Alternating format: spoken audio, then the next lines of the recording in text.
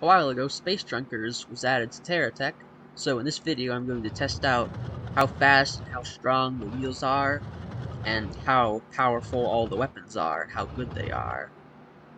In my last video I determined that the Space Junkers 1 block has the best health to weight ratio in the game, and the large blocks are actually lighter and weaker, not just for their size, but total. In the last video I said that this was probably the strongest cab in the game. It's actually not. The Geocorp Boss Cab, Geocorp Overlord Cab, the Hawkeye Bruiser Cab, and the Hawkeye Bomber Command Cab are all stronger. But the Geocorp cabs take up a lot more room, and they're much bigger targets, and they're also heavier. And the Hawkeye blocks are a lot harder to get in the campaign, and they also take up a lot more room. And none of these blocks actually have a top attach point, but this one does. So this one is better than all those other really high health cabs in a lot of ways. So now let's test the wheels. Space Junkers only has 2 wheels, and neither of them are very small. There's the Space Junkers Junkyard Spinner and the Space Junkers Rubble Runner.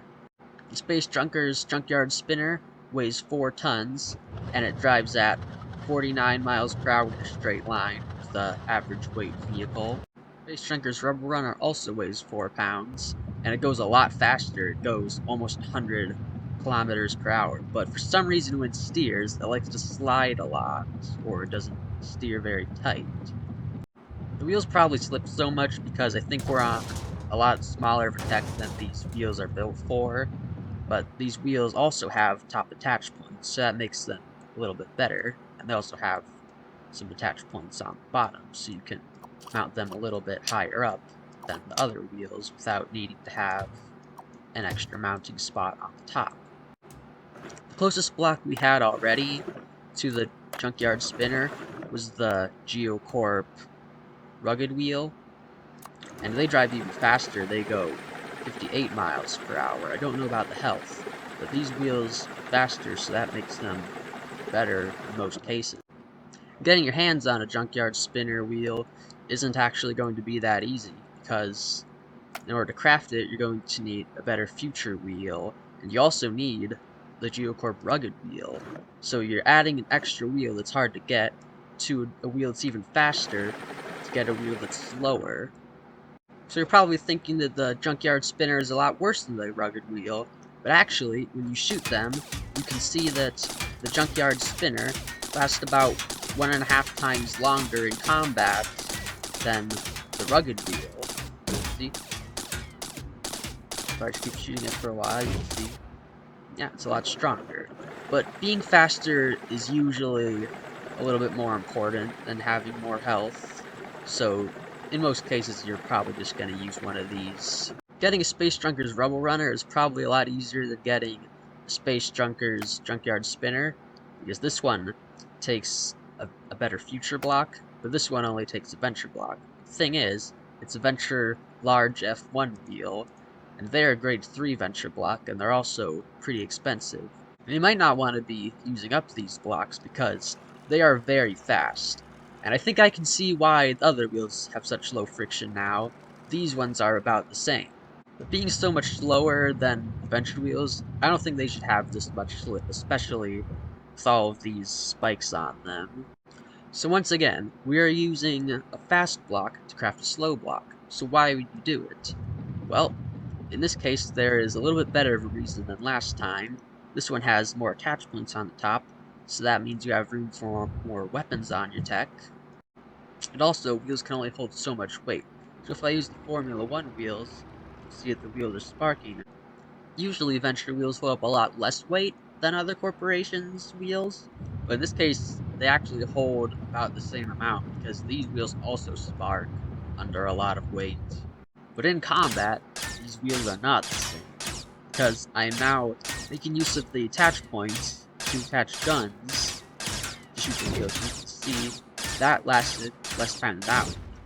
But it's not very much of a difference, so really, the speed is probably a lot better than having more health with these attach points. So the Junkyard Spinner is slower but stronger than either of the blocks used to craft it. When we test the health of the blocks used to make the Rubble Runner,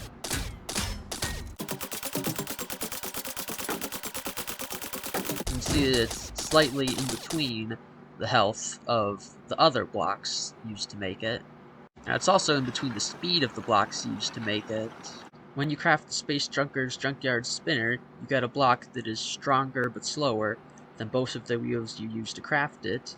But when you craft the Rubble Runner, you end up with a block that is faster than one of the wheels that you used to make it, and slower than the other wheel, and stronger than one of the wheels used to make it, but weaker than the other wheel. So now, away from wheels and onto weapons. The two most simple weapons are the Space Drunker's Georumbler and the Space Drunker's Rainmaker, and they're both almost identical to weapons that are in other corporations. The Space Drunker's Georumbler is almost just like GSO Rock Drill, and the Space Drunker's Junkyard Rainmaker is almost identical to the Hawkeye repeater rifle. And both of them need a weapon from the other corporation that's almost exactly like them to craft them. So drills do constant damage, so you don't really need to do any other testing than just use the damage per second scale. So the GSO Rock Drill does about 750 damage per second. And if you upgrade it into Space Junker's Georumbler, you get less damage per second. You end up with about 620 damage per second. And it also weighs slightly more. So obviously, the only benefit is that it has more health. But with weapons so small and replaceable, having more health isn't really that important. I would probably only ever want to have more damage for a drill. And on top of the GSO Rock Drill, the Space Drunker's Georumbler also takes a GSO Wide Gauge Coil Laser to craft, and it does a lot less damage, so only 190 damage. But most ranged weapons do less damage. The benefit of them is that they have range, so if you want to do more damage and you can get close up, you normally want to use a melee weapon. And it's kind of a waste of using two weapons to get a weapon that does less damage in most cases. But by the time you have unlocked Space Drunkers, you're probably going to have a lot of these basic GSO weapons stocked up. But also by the time you end up getting Space Drunkers Corporation, you're going to have access to a lot better mining tools like the GSO Fixed Diamond Drill that does, let's see, oh yeah, it's a lot of damage, but actually for its size, less than one of these. If you just put 4 of these in the space that takes to use one of these, then you're actually going to do more damage per second. Okay, so now, Space Drunker's Junkyard Rainmaker needs a GSO ZK-47 light machine gun and a Hawkeye repeater rifle to craft.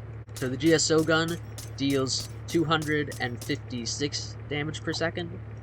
Junkyard Rainmaker deals 486 damage per second and has about the same rate of fire. And then the Hawkeye repeater rifle also has about the same rate of fire, does 540 damage per second.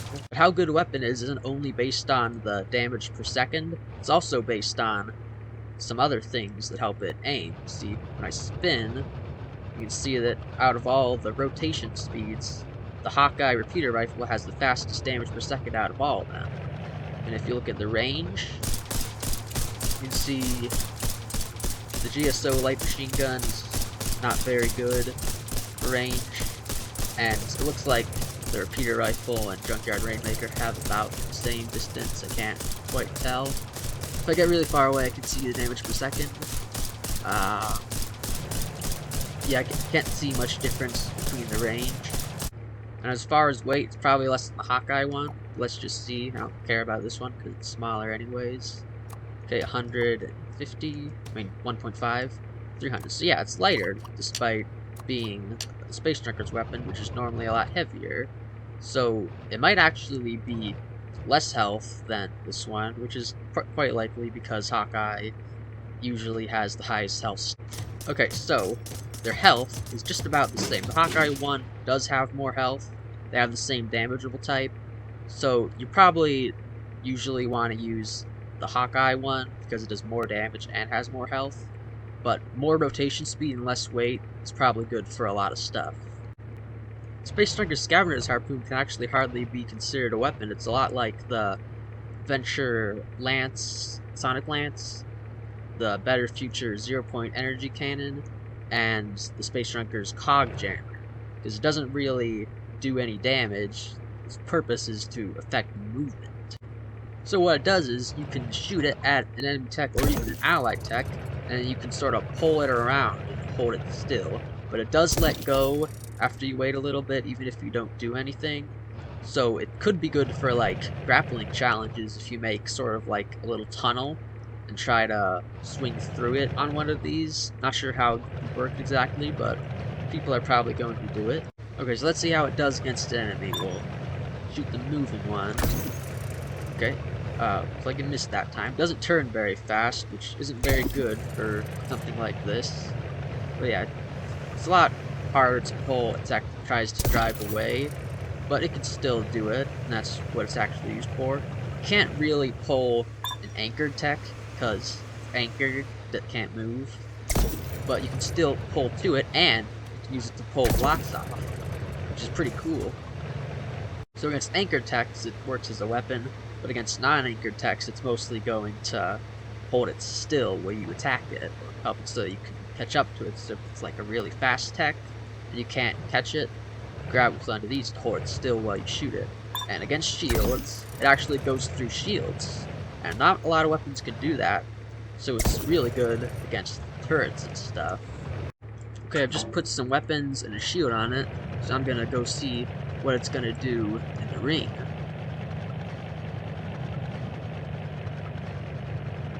I hope I got something fast, because this will really help, especially for hover vehicles. That would help hold it to the ground. Let's see. Okay, yes, it was a hover vehicle. This is probably gonna really mess them up, if it can hit it. It better be more accurate. Maybe if there were some kind of like adventure harpoon, it would be really accurate, better for grabbing fast decks. That would be a good idea.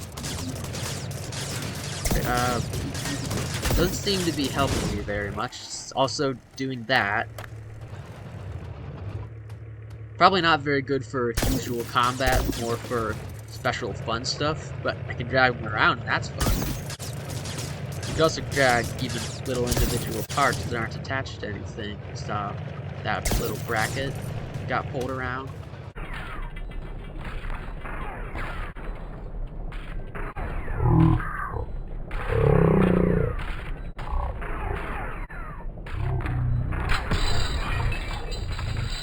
Okay, let's try another vehicle. Okay, I don't know if I can defeat this, or if the harpoon will help at all. I don't think you want to use it on something that's bigger than you, because then it's going to be pulling you around. Oh no. Probably should have recharged my shield. Text cab is probably in there, because it's got those GSO blocks, and with shield corp attacks, usually... Yeah, okay, it is right there. Yeah, I'm not defeating this. I'm gonna die. So the scavenger's harpoon isn't very good in combat, so I thought you could probably use it for something like a door if you had, like, a tech that's the door and then you use these to open it up. But apparently, it doesn't actually work. Even if it doesn't miss, let's see. Yeah, it doesn't actually rewind. So that's one thing that you can't use it for, that I thought you could use it for. But something that you could use it for, some kind of a grappling parkour thing. So you could have your gravity reduced by one of the pip engines, but you might not have to do that. You can use sonic lances to jump. At the same time as it jumps, that's the same button to activate the harpoon. So you could do like that. You could swing around. I probably don't have the skill to swing to the next one, but some of you can, and if you had a better tech, it would make it a lot easier. Maybe if you had a gyroscope on it, you could have some kind of a really cool grappling course by using one of these. And that would be really fun. Also, you can still use it to make a door. There's probably other ways of doing it. You can do a manual door by grappling. Ideally, you wouldn't flip yourself over. We could try again. Okay, you can grapple, pull the door, and then turn around, and then pull the door back shut. Okay, let me just try a little more. Yeah, and then the door's closed. So you could do a door like that. This is not a very good way of doing it. but there are definitely ways to build a door that uses one of these. Okay, now, Space Junker's Rustic Cannon. It's a lot like the Venture Rapid Cannon does, let's see, 575 damage per second. It sounds really cool and it has a really good looking recoil animation. The thing is, it's crafted with the Venture Rapid Cannon, and it does a lot more damage per second. It has a higher rate of fire, about the same amount of damage per shell, and the weight is about the same. This one's just a little bit heavier. And it's also crafted with the Hawkeye autocannon, and it does a lot of damage per second. It's kind of a different weapon, see it turns really fast, it has very small bullets, it's not exactly comparable. But also if you look at the rotation speed, it does have faster rotation because it has this Hawkeye attachment on the bottom. See, it looks the same. And a common theme with most of the Space Junker stuff is that it has more health than the Venture Block. It's crafted with the Venture Block. But when you shoot them, you can actually see that the Hawkeye Space Junker's Rustic Cannon, it does have a little more health, but it's barely noticeable. And with that much less damage, it's really not worth it. Especially because you're also paying the Hawkeye autocannon in order to craft it, so it's really not worth it. You should really just use the Venture Rapid Cannon, not the Space Junker's one. But if you want a Venture Rapid Cannon that rotates faster, that is the only reason that you would use it. So compared to the weapons used to craft the Space Junker's Rustic Cannon, it's actually sort of a downgrade in a lot of ways, but the Space Junker's Chain Slicer is actually an upgrade in a lot of ways, and you should almost definitely use it over the blocks used to craft it. Okay, so if you look at the description, it says, the Chain Slicer is meticulously crafted for the sole purpose of tearing through obstacles with relentless precision. And it's crafted using the Geocorp Buzzsaw, the Geocorp Nail Gun, and you can see that it does about 900 damage per second. And the Geocorp Buzzsaw, and then the Geocorp Nail Gun, it does, yeah, actually about the same amount of damage as the Chain Slicer. And it does have more range, so it might be better, but it doesn't have the cutting damage type. Cutting damage does extra damage to wood. So, the thing is, trees have so little health in the first place, almost everything that is not just a little Geocorp drill or a small gun can just shred through trees instantly anyways. So you don't really need a weapon that's especially good at cutting down trees. And also, most larger vehicles can just smash through trees without even any weapon. And the nail gun doesn't have a whole lot of range, but it can definitely reach a lot further than the Chain Slicer. So in most cases it looks like the nail gun is a lot better than the Chain Slicer, but it is definitely an upgrade to the Buzzsaw. And if we look at the weight of them, it is 6 tons. The the Buzzsaw weighs the same amount, and this one weighs slightly less. So this one's probably a lot worse than the nail gun, but it might have more health, so let's just check that out real quick. So let's test the health. Okay, so this Chain Slicer does have more health than the rest of them, and it's probably worth it in most cases, but having the extra range of the nail gun is probably better than the extra health of the nail gun, and the Buzzsaw is worse than either of them. Okay, so moving on, we have the, let's see, the Space Junker's Patchwork Pyroblaster. It has a bit of a long description, so I'll read it here in the window so it doesn't scroll. Ignited by a potent fuel reservoir, this flamethrower exudes scorching power that would make anyone think twice about facing its fiery wrath. Getting caught in its blaze is a fate best avoided. And yeah, looks pretty cool. Somehow it's the only flamethrower we have in the game, other than the Venture X1 Reaper flamethrower.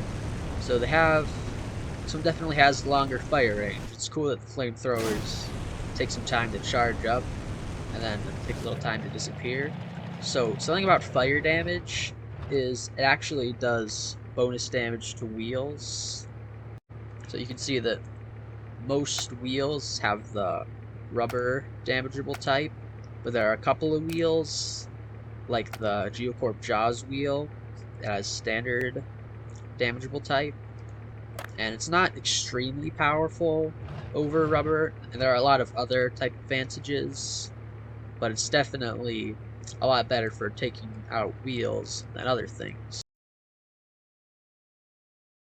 So it's kind of obviously crafted with this other flamethrower, and if you look right here, you see the usual GSO fuel tank. The Venture flamethrower does only about 200 damage per second, which doesn't seem very good.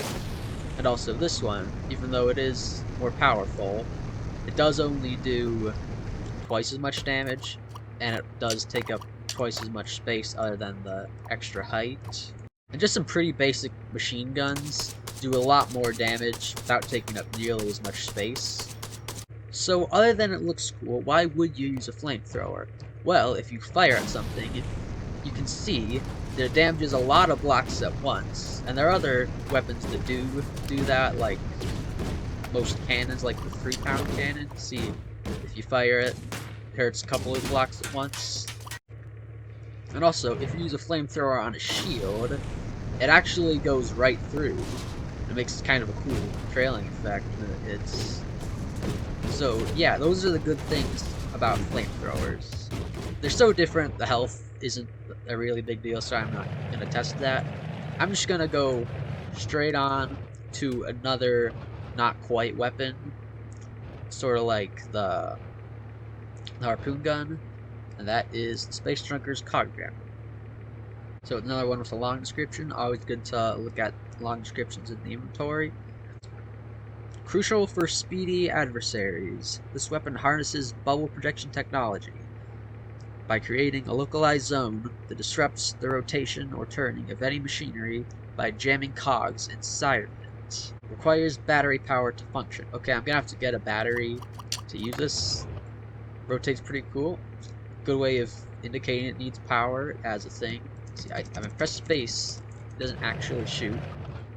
Okay, now that I got power, I'm gonna need a moving target. I actually put guns on it, so since I have power anyways, I can go ahead and add a shield to protect myself from it. I'm also going to want some usual weapons so that I don't end up in a fight where I'm not doing any damage, because this weapon does not do any damage.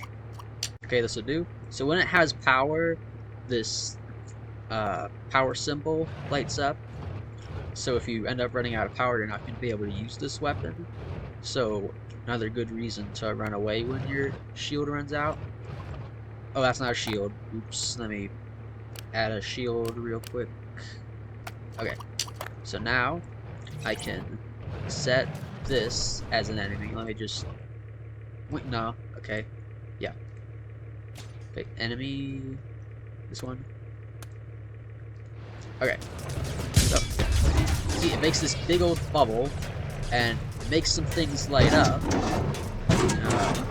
orange color, and it causes these things to slow down. So it probably, yeah, it looks like it slows down the rotation of these. I can't actually turn. I'm stuck. I can't turn. I have to drive.